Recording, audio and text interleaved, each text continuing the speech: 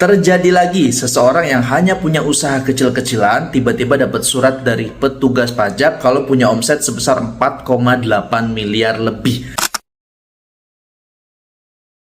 Nah, kok bisa? Ini terjadi di Medan. Dia bukan seorang karyawan, dia hanya punya usaha kecil-kecilan katanya. Kemarin baru info ke saya ngobrol-ngobrol dan saya sudah izin untuk meng-up video ini. Bahwasanya dia tiba-tiba disuratin sama kantor pajak di WA ya, dan diberikan data bahwasanya dia punya pembelian sebesar 4,8 miliar dan itu akan dianggap sebagai omsetnya. Dan pastinya itu bukan untuk pemakaian pribadi, pasti untuk dijual kembali. Makanya dari petugas pajak menganggap itu adalah omset. Teman-teman bisa lihat di sini. Nah, ini adalah data yang dikasih oleh petugas pajaknya. Di sini lengkap banget ya, dari NPWP penjual, nama penjual, alamat. Ini udah saya ubah ya namanya, di hide biar nggak ketahuan.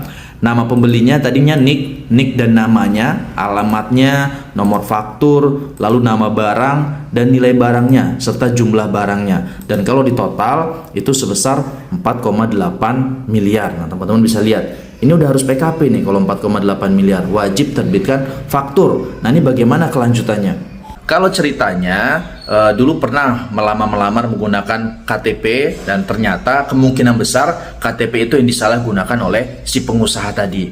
Nah, ini sebenarnya dari bapak ini yang mendapat surat dari petugas pajak, ya dia pasti akan menang ya. Dia tidak akan terkena pajak apapun karena itu memang real bukan omset dia. Cuma jadi kerjaan buat si bapak ini karena harus kudu klarifikasi ke petugas pajak dan harus mensuratin ke si pengusaha. Jadi dari AR menyarankan bikin surat ke pengusaha untuk klarifikasi atas omset ini. Jadi ketahuan sih yang beli siapa, yang menggunakan KTP-nya siapa ketahuan. Cuman memang jadi kerjaan buat si bapak tadi, kasihan. Nah, buat teman-teman hati-hati. Saya juga bingung cara kita untuk hati-hati bagaimana. Karena di luar sana pasti banyak KTP yang sudah tersebar. Dari kita melamar pekerjaan, dari mungkin kita daftar sesuatu menggunakan KTP.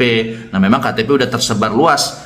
Ya, semoga kita jangan kena seperti inilah. Ya, memang nggak keluar duit, tapi kita akan repot untuk mengurus bolak-balik ke kantor pajak dan ke pengusaha yang menggunakan nick kita tadi. Next akan saya share video-video lainnya dan jangan lupa follow untuk video selanjutnya. Semoga bermanfaat.